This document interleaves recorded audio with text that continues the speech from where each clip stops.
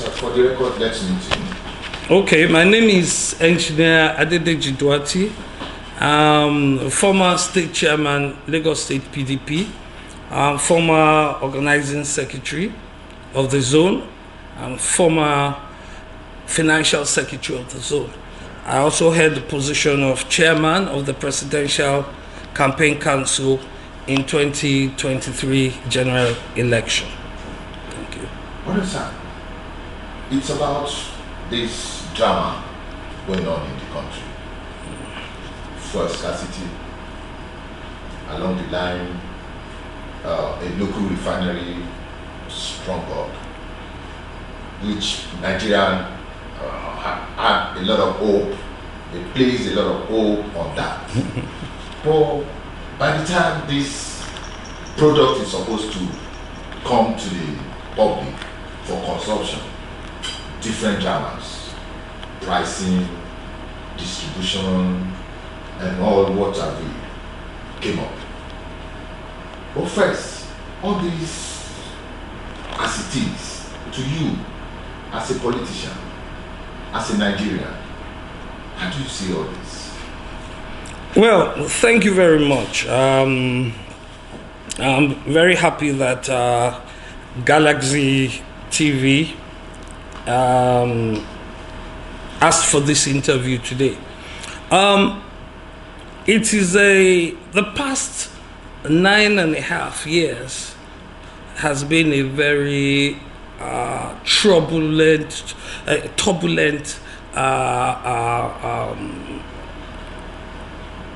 time for the country and for Nigerians at large. The issue of fuel, even the availability of fuel, has been a major problem right from the Doherty era, and it has also been a problem in successive governments. And it's quite a pity that no administration has been able to tackle this problem. Maybe we can give a little bit of credit to the Jonathan administration, because the Jonathan administration was the one that started up this opening up the door to the private sector, which also made Doherty interested in creating his own private refinery, especially when he couldn't get the other refineries to be purchased off government. Now, the Doherty administration also tried. They supported Doherty in different ways. You understand, that was quite visible to everybody, especially during Emefiele's time as CBN governor. All this put together already showed that there had been a mismanagement of the oil sector right from day one. In trying to correct this abnormality, Doherty has finally come on stream. With Doherty coming on stream, and with the oil refinery put in private hands now, you definitely have to now think business. It is now a full-fledged business opened to the general public, which Doherty is one. And what is the first condition of you investing in any business? The first condition is that it must be viable and it must be profitable. And for Doherty to invest $20 billion in that refinery, definitely he must be looking at it being profitable to him. You understand? And I believe that it being profitable to him definitely will cancel automatically whatever the fuel subsidy is going to be. I think the only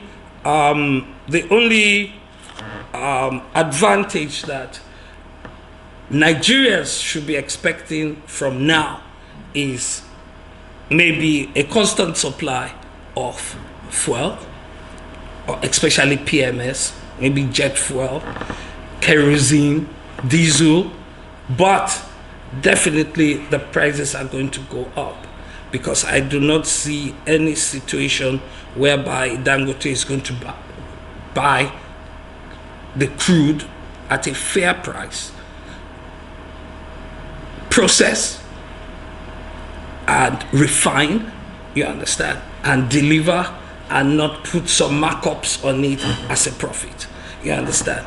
Definitely Nigerians should be expecting a price increment in this sector. Now, when you want to look at this sector vis-a-vis the people and the purchasing power of people and things, I think, and the only statement I will make today is my personal view, the Nigerian Labour Congress should have agreed with government on 70,000 naira as the minimum wage for now, but with a condition that every 6 months they will have to sit down again and have a look at whatever the minimum wage is going to be. Because no matter what minimum wage that NLC agrees today, it will not hold water in 3-4 months' time, because everything now is according to market forces. The foreign exchange is now floating, the petrol is going to be floating, diesel is going to be floating, everything is going to be floating, and the Nigerian minimum wage also has to float, and that is definitely going to tell on inflation or hyperinflation. Is going to tell on so many things. So in trying to tamper this down, government should start fashioning out how they will come in, not with palliatives like rice and sugar and beans, but palliatives in terms of reduction in pay as you earn in taxes, reduction in corporate taxes, company taxes, in personal taxes, in different taxes, especially to those that are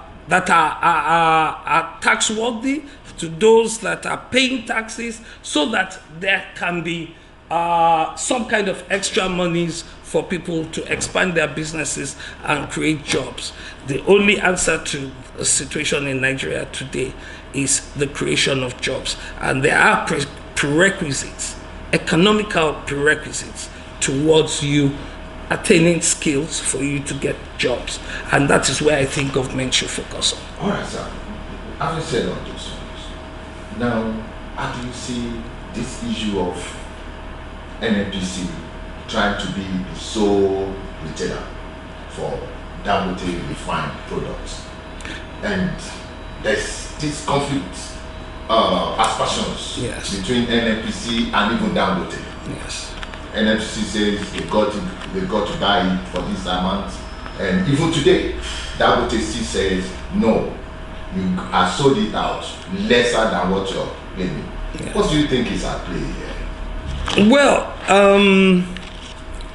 a lot of things are definitely at play here now, but I don't like to talk categorically about either Dangote or either the NNPC. NNPC, from public view today, is a public company. It's a PLC. You understand? And being a PLC, they shouldn't have anything to do with government. That's number one. Number two, NNPC should not be now positioning itself as a controller of price or a controller of product or a sole distributor of product. It should go into the market and compete. So if what is happening now is something that does not change then definitely there isn't a level playing ground for other players to compete with NNPC. Now, having said this, in the same vein, you cannot tie NNPC to Dangote, because NNPC, from the PIB bills and all the rules and regulations and the constitution that guides the corporate world in Nigeria, Dangote should be left to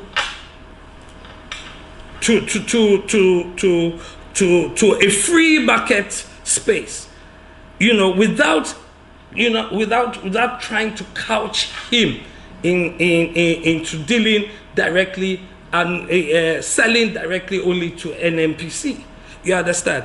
I think him trying to sell to NNPC is the government trying to put NNPC in a unfair position against its competitors. You understand? Where you want NNPC now to be the sole distributor of fuel before it now gets to the likes of MRS and all the other petrol dealers that are in the country. So why do you want Nigerians to pay NNPC? What is their role? What is their role going to be in between? You are just going to let them put a fair a price hike on the fuel before it gets to the customers, which makes it more expensive.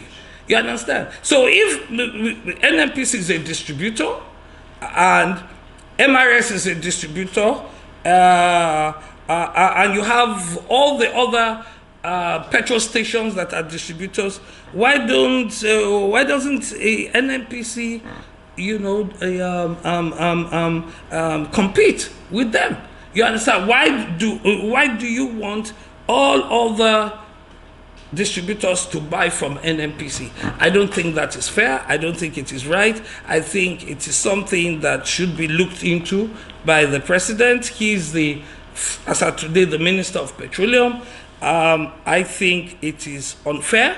I think it is a way of bringing, of increasing the price of PMS on the people of this country, and I don't think NNPC should be given that leverage against its competitors. Lastly, sir, as a seasoned politician, when we look at the way it is, it's like government, NNPC, and even Dangote, and even the marketers, they are at a kind of end which they don't even have answer to the situation.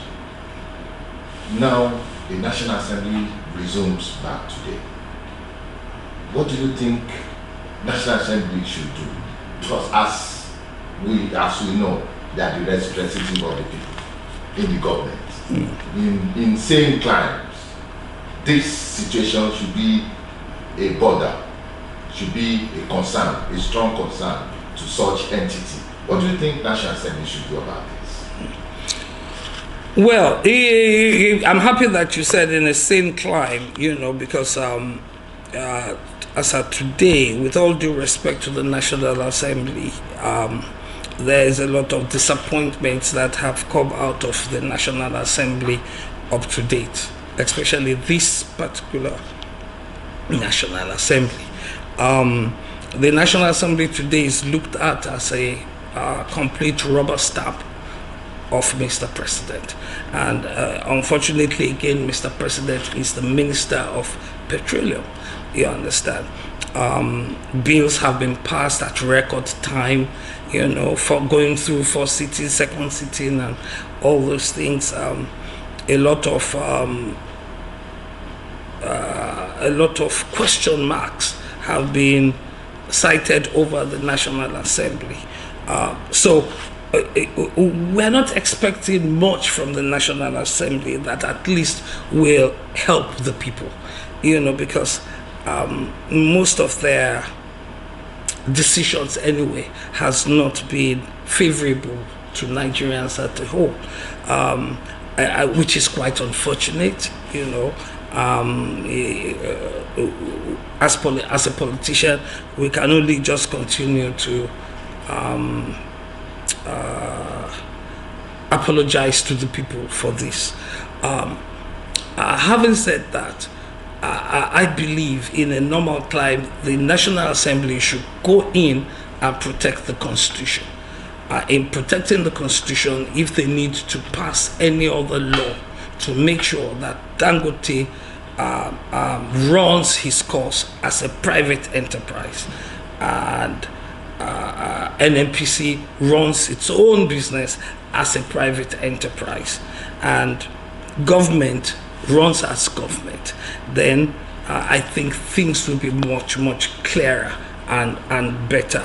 However, in trying to do that, the National Assembly also has to protect the people. You understand? And in protecting the people now, it's now getting more obvious that it's not only price. I've had a lot of complaints about the fuel being distributed today now evaporating very fast, being consumed by cars faster than normal. You understand? And that is where the National Assembly has to come to make sure that it's not only price it looks at, it also looks at quality of what is being discharged into the country. I am not casting aspirations on any fuel, but we have had this kind of problem in the past, and the refineries were not working at that time. And I believe that, you know, it has started evolving, it has started coming up again, whereby fuel, you know, you buy fuel in the morning and normally you use it for 3 days, now you use it for just 1.5 days and it's gone. You understand? And you've done the same mileage. You understand? So the National Assembly, I will suggest, as they resume, they should look at the pricing and see what the favorable price will be. And if anything happens whereby the price is too high or is kept too high, then other economic discounts can be given to the producer, which is Dangote or NNPC or whoever it is. You know, an example is a tax break. A tax break is not what do you call it? It's not it's not a subsidy, but it's a tax break for a company that is providing one of the first needs of our people. You understand? So in giving them tax breaks, in giving them support in terms of taxes and things like that, I believe that the Dangotes of this world will definitely be able to reduce their price rather than keep this high price going. And, you know, if possible, if the